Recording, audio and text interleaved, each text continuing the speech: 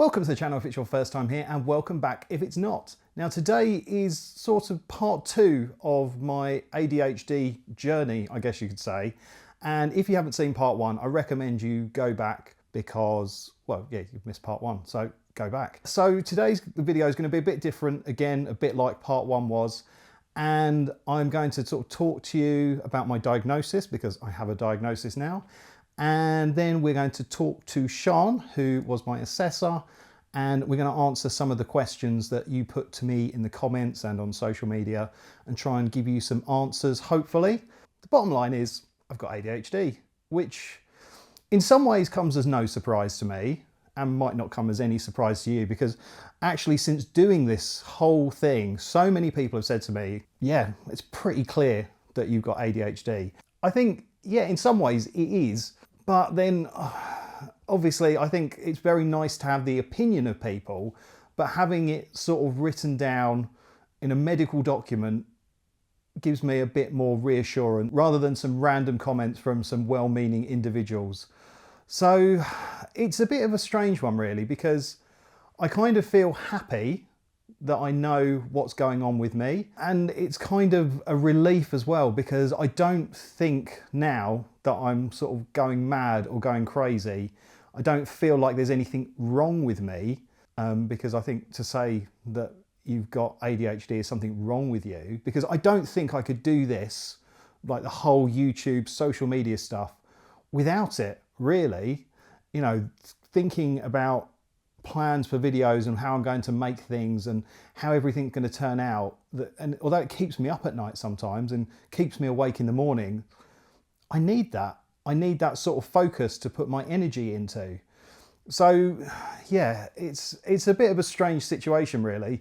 I think the sad thing about it is I didn't know until, well, I'm 44 now and I've been this way forever. And I think that's something that the assessment kind of made me think of, because we throw back to the past and how things were and what events happened in my life and, you know, situations that I've been in, and yeah, I've had it forever. And I really wish I'd known about it, and I wish my parents had known about it. I wish my family and friends and all those people close to me had known about it, because it could have made things a lot easier for me, because it is really hard being me sometimes. And, you know, I don't mean that in a sort of dickhead kind of way. It is because my brain just doesn't have an off switch, and that is hard. You know, I've had real struggles with sort of mental health and things like that, and having that off switch sometimes would have been nice. But, you know, it just kind of helps knowing who I am, what I am, and why I'm this way, I guess. It's a real sort of strange process where you feel a lot of emotions. But now, when I'm feeling a certain way, when I'm clapping my hands stupidly, which I always cut out of videos, I try and keep it out of videos because it really annoys me. I know that that's me stimming and that's me trying to regulate myself. And, you know, I do that a lot, but I know now why I do it. I just thought I was a bit fucking weird, but I'm not. That's just how my brain deals with things. And so I'm allowing myself to be a bit more me, really. So I think you will see a change in the videos that I produce. I don't think I'm going to cut out those things.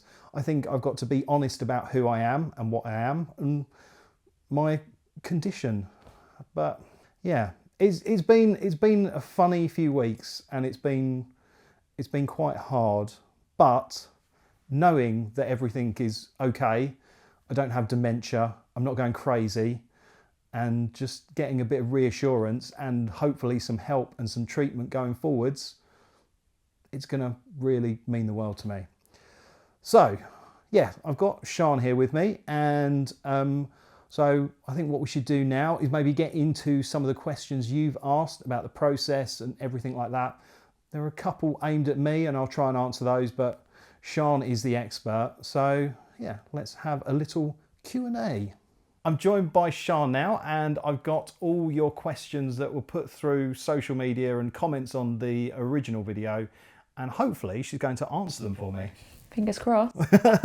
Okay, well, the first question is actually, I guess, a bit more for me, maybe, and that's what's an assessment like? So I think really you need to go back and watch the first video because I kind of went through that all really, and I showed the process.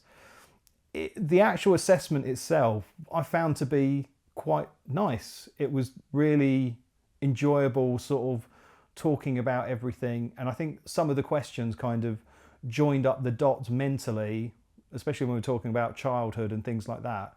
It made me think forward to how I am now and sort of how the ADHD manifests itself. The day after, it was really quite tiring actually. Like, I came out and I was all happy and buzzing, and I'd been warned that it was going to be hard work, but I kind of brushed it all off because it all felt fine. But it was, yeah, the next day was quite hard and I struggled for that day. So yeah, I would say the assessment is fine. It's good. Didn't like the middle bit, the QB test on the computer. Didn't like that bit, but I don't think any of it's designed to be fun, but Sian made it as comfortable as possible. Thanks. Yeah, and so it was good. But I would say if you're having an assessment, make sure you keep the next day free and go easy on yourself because it is quite hard going. Okay, this is a good starting point. What should I do if I notice a lot of traits in myself or someone else? Firstly, I would do like an online screener, probably. So the forms that you got at the beginning. There are a load of really rubbish ones on the internet. It depends what you're looking for. If you're someone who does a lot of masking or camouflaging, I would go for like a CAT-Q. If you are someone who is suspecting they might be ADHD, then have a look at the self-rater for ADHD as well, and that will give you a better idea. But there's so much on social media at the moment about neurodivergent, so there are loads of places you can have a look at. Something that I picked up from when I was looking around and sort of thinking about it is there are a lot of sites that will make you pay to do tests. Don't do that. No. Because there's plenty of sites that aren't. So yeah, there are a lot of scammy people out there trying to take advantage. 100%.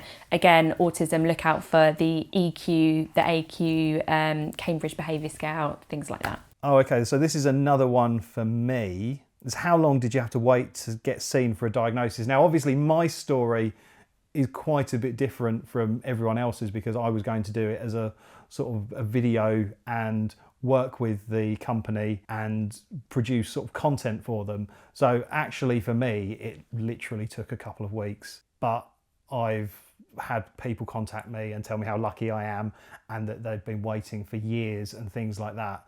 So really, I guess it all depends on what route you go down. Did you want to explain? Yeah, I also would add that it's county dependent as well. So like Oxfordshire, for example, where I currently live, the adult waiting list has closed. Right. Because it got to a decade. Wow. And they can't really come back from that. So It very much depends on where you live. It depends on whether you're a child or an adult, and also if you're looking at ADHD or autism. Okay. Yeah, I mean, it does vary a lot. But what about the right to choose? Yeah, so you've got the right to choose pathway. For anyone that doesn't know, you've kind of got three routes into assessment. You've got NHS, right to choose, or private. The right to choose is where a private service will do your assessment, but it'll be funded by the NHS. So you have to go to your GP basically and request them to make the referral into a private service. But you can pick it. You can exercise your right to choose. But that is a shorter waiting list. Yeah. But again, I guess that varies depending on which pathway you're taking. Yeah, definitely. Because different companies will have different waiting lists and things like that. Yeah. And different counties as well, and different services. So. But I guess generally, if you're looking at the straight down NHS route, it's going to be a while. It will be a long wait. Yeah. It's really difficult because I did struggle with making the video because I didn't want to sort of be, oh, look at me, content creator, jump in the queue. In some ways, I sort of did. Mine almost turned into a sort of private. Actually, we haven't spoken about private. No, that's true. So again, you could pay for your assessment, but it's not a cheap process, is it? No, but it's also really variable, service to service. You get a really good, really detailed report, but you're probably going to be paying out, upwards of £2,000, I would say. Yeah. And some services basically provide you with like unusable reports. So you're going to want to be asking if they follow NICE guidelines, and also if their reports are accepted by the NHS as well, because certain NHS trusts, if the report isn't detailed enough, if it's not following NICE guidelines, which they're kind of the governing body that help us to practice safely, then your report isn't going to be accepted for things like medication or onward support. When I was looking around at places and I was considering the private route, I saw places that looked actually sort of quite good value for money, and then you read the reviews online and see that people say, oh yeah, it's cheap, but ... and there's all kinds of problems. So if you're looking at going down that route, you just got to sort of go in with your eyes open and remember that even though it seems cheap from the outset, it could be that they make the medication pathway a bit more expensive. At the end of the day, there's businesses and they want to make money. So yeah, just read reviews and get advice from people, I guess. Yeah, do your research. Well, actually, sort of talking about medication and things, someone's asked what medication is available and how does it affect daily life? So I'm guessing they're talking about ADHD. Yeah, I guess so, yeah. We don't medicate autism. ADHD, you've got kind of two routes really. You can have stimulant or non-stimulant. Right. If you're someone who is incredibly underweight, you've had an eating disorder, you have a family history of cardiac issues, or you have a cardiac issue yourself, then you cannot take a stimulant ADHD medication. Right. Because obviously it makes everything work faster. So some people will go for like a non-stimulant, which is just as effective. We call it a second line treatment because it doesn't work quite as quickly as the stimulants. The stimulants are like, you can feel them as soon as you take them. Really? Yeah. They're super quick if they're not a long acting stimulant. Right. If you've got a long acting one, then it's going to be slightly slower release along the day. But you've got lots of options. There's not just one stimulant and one non-stimulant. Yeah, and I guess with each one there's dosage of it as well. Yeah, you would kind of start off on a lower dose. A psychiatrist will assess you and make sure you're kind of fit to take the medication, and then they'll adjust your dose kind of accordingly. But some people do get some real nasty side effects from some of them. I've got to know what the nasty side effects are.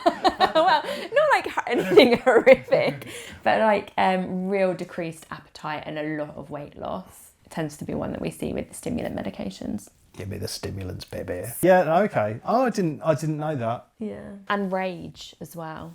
Wow. Yeah. Okay. With the stimulants again. The fixed videos could get a bit spicy when things go wrong. Really skinny kid, really angry. Okay, this is an interesting one. I don't know how easy it will be for you to answer. Will my healthcare or life insurance premiums go up if I get a diagnosis? Again, can't give a yes or no. Yeah. But it is very company dependent. What I would suggest is getting your life insurance through an insurance broker, because they're going to know which companies are likely to not increase your premiums because of it. So if you've got an existing policy, you might find that it does, maybe. No, Yeah. okay. So with autism, what we know is that there are some health conditions which can be co-occurring or be made more likely. So that's obviously going to make them more likely to have to pay out. Yeah. With ADHD, you've got the impulsivity side of things. If you've only got inattentive ADHD, then maybe. But again, if you're engaging in impulsive behaviours, that is going to put you at a higher level of risk. Yeah, that makes sense. It's good actually that we're talking about what types of ADHD there are, because I was actually diagnosed with combined type, which I understand what it means, but I think I'll get Sian to explain in better terms than I could ever do about what combined type actually is. Yeah, so there's 3 different types of ADHD. You've got inattentive, well, predominantly inattentive type. You've got predominantly hyperactive and impulsive type, and then you've got combined type. The reason why we call the other 2 predominantly is because you don't just have traits of inattention, like you might have a couple of traits of hyperactivity as well. Combined type is where you have enough traits across the board to qualify for both. So we use something called the DSM-5 criteria, which is like the big book of mental health conditions, even though it's not a mental health condition, and that gives us our diagnostic criteria. So you kind of scored across the board you had enough traits in each category. Right. Okay. And does that make any difference to sort of how it might be treated or anything like that? Or is it just helpful to know? I don't really... I mean, medication-wise, no. But strategy-wise, yeah. Because, so things like your standing desk, for example. Yes. That's going to be great for kind of allowing you movement input and like having space to fidget. Yeah. So the movement is then going to help you with your inattention as well.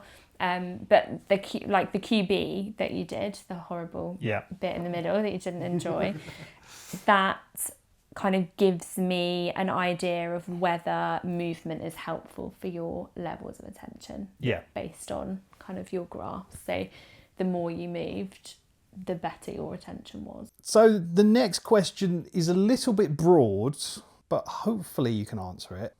Is being neurodivergent classed as a disability? So neurodivergence in general covers a lot of different things. It isn't just autism and ADHD. You've got dyslexia, dyscalculia, dysgraphia, and not all of those things will class as a disability. Also, not every neurodivergent individual is going to identify as having a disability either. Right. So the Equality Act states that if it's something that impedes your ability to do everyday tasks and it's going to impact you long term, then yes, I suppose so. Autism and ADHD would in some cases. But yeah, it's hard to give a black and white answer of this one because I've read lots of cases where people didn't win tribunals and things because it wasn't classed. Autism is technically a protected characteristic under the Equality Act. So yeah, protects you against disability discrimination. I think it's really important to say that when we are talking about autism or neurodivergence in general in terms of disability, that we look at it from the social model of disability. So that is where you are disabled by your environment, the lack of adjustments and the fact that the world isn't built for neurodivergent individuals, rather than the medical model, which would say that, you know, it's the autism, it's the ADHD. Yeah. How do you differentiate between the traits of autism and those caused by anxiety and trauma? Okay, so autism is lifelong. Right. People they're autistic from birth. When it comes to trauma, that usually stems from an event or a series of events. So when we do an autism assessment, we're asking people for evidence between the ages of like 4 and 5 for one of the assessments. It's much earlier than what we would look for in an ADHD assessment, which is only pre-12. So if we can show that the traits of autism happened before the traumatic event, then it is likely that those traits have been caused by being autistic, not experiencing trauma. When it comes to anxiety, there are a lot of overlapping traits between neurodivergent individuals and individuals with anxiety, and you can have both things simultaneously. So we would be looking for the motivations behind that anxiety. So why is somebody avoiding going out? Is it sensory? Is it to do with communication differences? If so, probably autism. If it's more kind of a general feeling of impending doom, that something bad might happen, then that's likely to be anxiety. Yeah. Okay. No, that makes perfect sense, and they can quite often come hand in hand. Oh, 100%. So many studies have shown that autistic people experience more traumatic events than a neurotypical person would.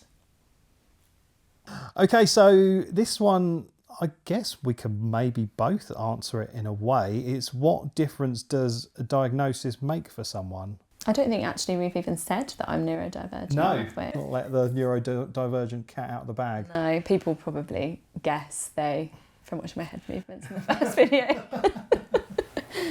But yeah, I suppose for me, the difference it made was that I had put a lot of labels on myself throughout my life, and all of them were inherently negative, I would say. They were things like lazy or awkward or stupid or weird.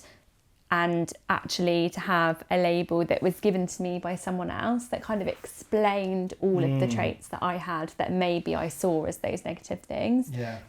Self-esteem wise, it's kind of done wonders really, because I'm much kinder to myself than I was. Yeah.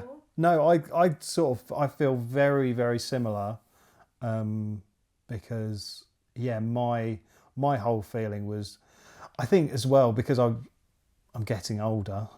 A lot of my worries and sort of thoughts were just like it was some massive neurological condition, and like in a couple of years' times I'm just going to be a dribbling mess that doesn't know who my family are, you know.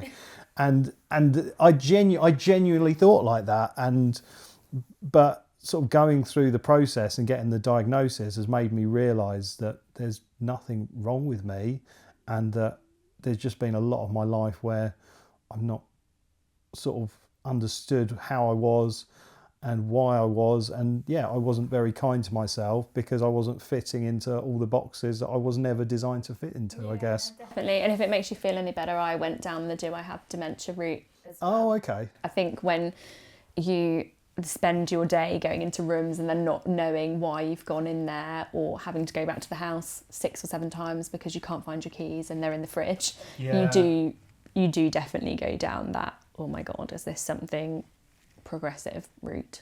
Look, this might be a bit of a wild thing for me to throw out here as a man, but aren't there sort of things of like perimenopause that can make those kinds of feelings as well? Yeah, definitely. We see a huge rise in women being diagnosed during perimenopause, Right. because it impacts executive functioning skills. Right.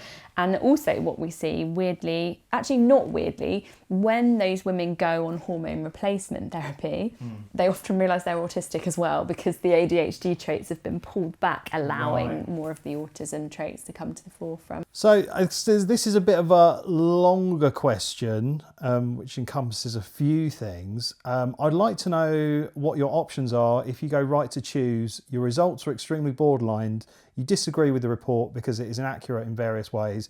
Can you have it redone, or would I have to go private and somehow find the money? My GP isn't much help here, and I'm scared to have an autism assessment in case they are inaccurate and they ignore things I mentioned that were relevant, like my ADHD one has. So firstly, I would suggest going back to whoever did the assessment. Hopefully within the report is a DSM-5 criteria, so that criteria that we use to kind of tick off and score you, I suppose. So I would be looking at what sections of that criteria you didn't meet. If it's not in your report, ask for it, because they will have it. That would be my step one. You can absolutely go through right to choose again, but it's likely you'll have to wait again, which is frustrating. Also, it's likely that your autism assessment isn't going to be with the same provider. It may well be, but it's your right to choose, so you can ask for a different provider.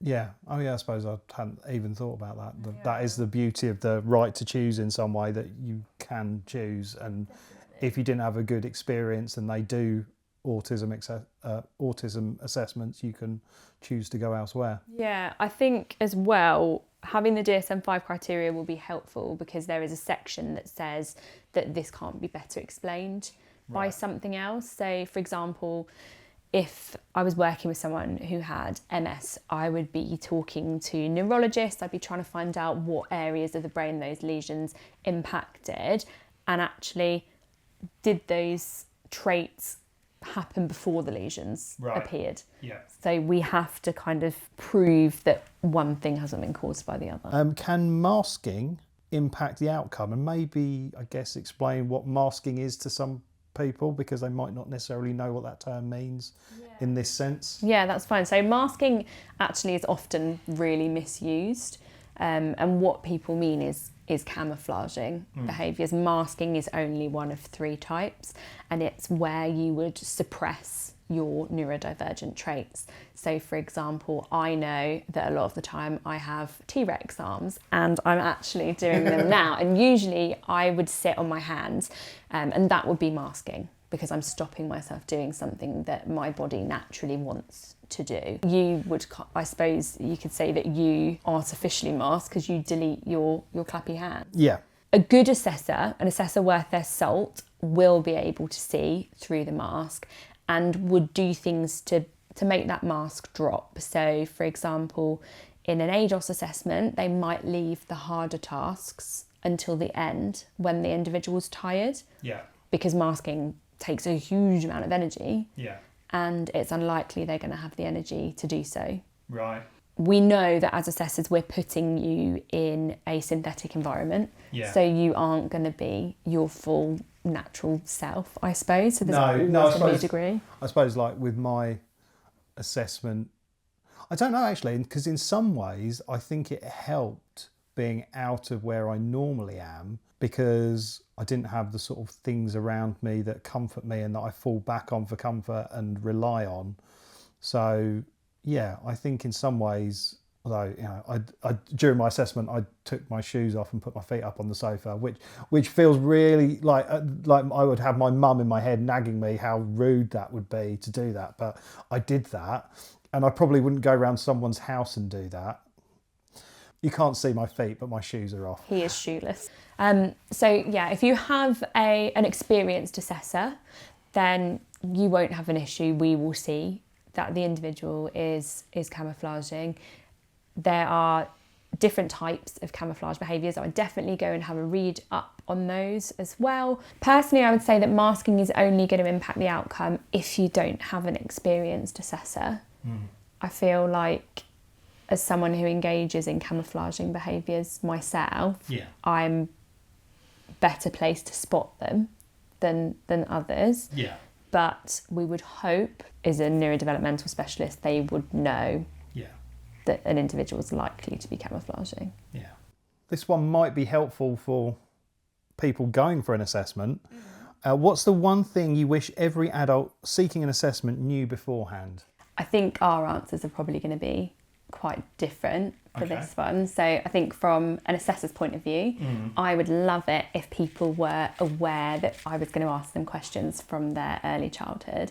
I feel like with the ADHD assessment, it's slightly easier because I think pre-12, you can think about the first year of secondary school, that would still be pre-12. Definitely. But part of the autism assessment, we would be asking between the ages of 4 and 5. And there's not a lot of adults who remember that period of their life really clearly, I wouldn't say. I certainly don't. It sounds terrible, but I remember traumatic things from then. Well, yeah. I not like terrible, ring child line stuff, just like stuff that sticks in my head. Yeah. I remember getting a Fisher-Price tool set for my 3rd birthday, and I got really upset that the plastic casing of it had like imperfections. It was like a rough surface and it had little bubbles of imperfection, and it really, really upset me. And I can still remember feeling so upset to this day. But like other things, haven't got a clue, but that sort of stuff really kind of sticks in my head. So I don't know what that says about me. No, but I would say like that's what I see as an assessor as well. Like people will come with the traumatic stuff, but not the kind of day-to-day things. Yeah. And, Yeah, I think I would say that, I think it goes back to what I said earlier, that I actually found the assessment to be good and fine. It was just the next day when I realised just how much braining my brain had done. It didn't want to do any braining the next day. And that's no reflection on you as an assessor. Oh, you only said I was good and fine. So, I mean, it might be. We've done a lot of questions. My brain has done a lot of braining today. So, yeah, I don't know. I think make sure that you realise that it might not sort of affect you on the day, I guess. That's probably what I would say. Yeah, I mean, for me it did. I stupidly went back to work after I had my autism assessment and don't know how I functioned. I didn't really function, to be honest. So I would, book yourself a day off and don't go back to work straight afterwards. Okay, well, this kind of leads nicely into the next question. How can family/partners best support someone going through the diagnosis process? I think don't question too heavily as to why they're having the assessment. Yeah. Because sometimes that can make you feel, I don't know, like almost like you're doing something a bit silly. Yeah, no, absolutely. No, I can understand that, because if someone's asking you why, because I think going through it can be quite a brave thing to do. Yeah, definitely. And you might be doubting yourself whether you should be doing it. I think I said to you, like before I started my assessment, that I was worried that I was just wasting everyone's time. Yeah, and I completely felt that when I went for my autism assessment as well. I remember thinking, well, I work in this field, so I'm probably seeing things that aren't there, and I think I've just made all of this up. Yeah, no, I think the best form of support is just being supportive and just sort of. I think maybe, you know, it's because of the kind of person I am, but I read up about it and try and understand the process a little bit more. And I might even go on YouTube and seek out a video of someone who's done the assessments. How much the last episode? You know, yeah, I think I would do stuff like that. I think it's really important, because when you're going through the process, I certainly found myself doubting myself at every single turn, and having someone sort of telling you it's a good idea, or, you know, supporting you and just not questioning it or pushing too hard on that questioning, I think is just super helpful. Yeah, just be validating, really. Say, you know, I can understand why you'd want to do this. It's probably going to make a big difference. And ask, how can I help? Yeah. I think that's a much better question to ask than why are you having it done. Again, that it might be more of a, I don't know, interesting view into my psyche, that I see that as almost a passive aggressive question to ask. Yeah, no, I think someone close to you might have seen those traits and sort of wondered it themselves too. I know what I'm like to live with, and I think I think that I masked a lot of how I was, but like you said earlier, masking is very tiring and takes a lot of brain power. So there will be times when you're just at home and it's just you and your family, and they see the unmasked version of you. So yeah, I think if someone's paying enough attention, they might have got a few questions of their own and pondered it themselves, maybe. So I think also as a family member, you are kind of a direct family member, you're less likely to notice those differences, because they're probably things that you did as well, because of the heritability of it. Yes. So generally, like your parents or your siblings might say, well, you know, I do that as well. It's nothing out of the ordinary. Yeah. But it's because they're probably neurodivergent as well. Okay, so this is the last question, and yeah, it's interesting. How do you create a safe, comfortable space for people who might feel nervous? I think so. The first thing I would ask would be, what reasonable adjustments do you need?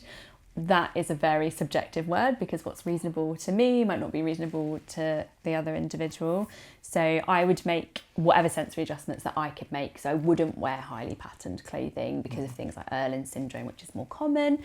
I wouldn't wear strong perfumes. I would potentially offer to have the lights off, or if that wasn't possible, have some light covers in. There's loads of things you can do to make the individual more comfortable. I think the biggest thing that I do is probably share that I'm neurodivergent as well, just so they know that, you know, the things that they're telling me, I'm not going to be horrified. Yeah, and they understand. Yeah. And I think it's good to sort of see a medical professional being able, you know, when you go into medicine and sort of that field, you have to be a compassionate person, well, hopefully, but you know, having someone who's experienced what they're going through, I think helps a lot, and that sort of can help people let their guard down, I suppose. Yeah, definitely. I think you get a more kind of organic version of them, I suppose, the real them, in as much as they can be in that kind of set up environment. I feel like the ADHD one is much less synthetic than parts of the autism assessment, where you'll be asked to do tasks that you just wouldn't really do in day-to-day life. Oh, okay.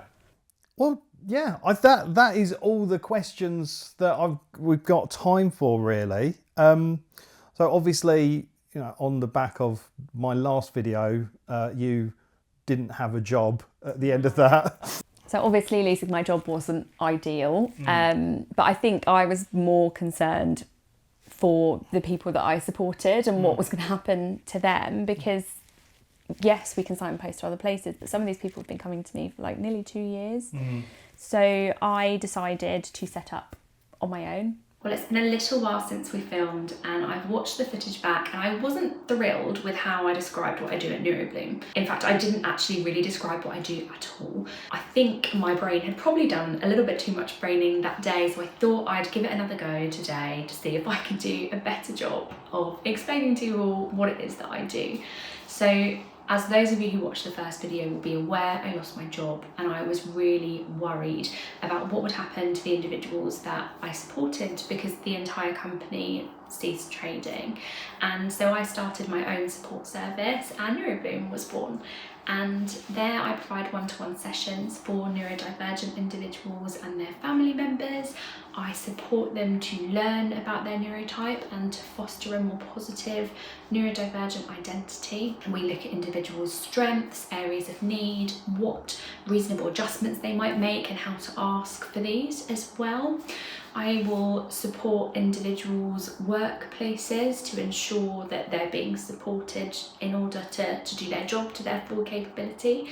And I just teach individuals about neurodivergence in general, both from a professional standpoint and also from the standpoint of a neurodivergent individual myself. I do holistic assessments as well, so this is something that looks at the individual from top to toe and it analyses people's health needs, their mental health needs, their support circles, activities of daily living, medication, and we make sure that no diagnostic overshadowing is happening and individuals are having their health needs met as they should be. So this might then lead to some advocacy, potentially some referrals if appropriate, and it will have a list of recommendations within the report as well.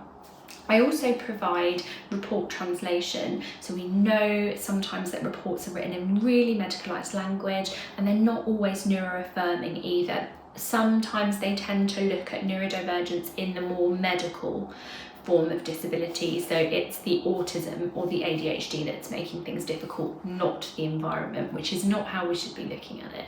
So I will put these in neuroaffirming language and less medicalised language, and also provide some recommendations for support as well, because these aren't always included in reports either.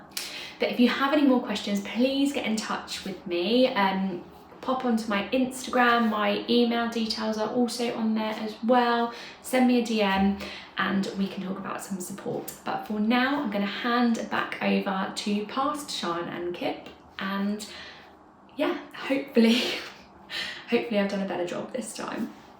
And what I'll do is I'll put Sian's social links and a link to her website in the video description as well, so you can go give her a follow, because she's done all of this out of the kindness of her heart and not because she's being paid for it. So if you could go and give her a follow on Instagram, go and check out her website, and yeah, just keep an eye on what she's doing, because I think we need more people like you doing what you do as much as possible. I love what I do. It's a real privilege to be able to work with the neurodivergent community. Even me? Even you. So yeah, I think what I might do is I might cover a little bit more of my journey as and when it happens. Me and Sian have discussed sort of next steps for me today, and I might make some more videos when I make those steps. So yeah, there will be a little bit more content like this, and I really hope this has been helpful to some of you, even if it just makes one of you think that you might need an assessment or to speak to someone about how you're feeling, then that means I've done my job and I'm really happy. So yeah, if you've enjoyed the video, make sure you give it a like, drop any comments you've got below. But yeah, I don't think I've got anything else to say, so thank you so much for watching. Don't forget to like and subscribe, but for now, it's game over.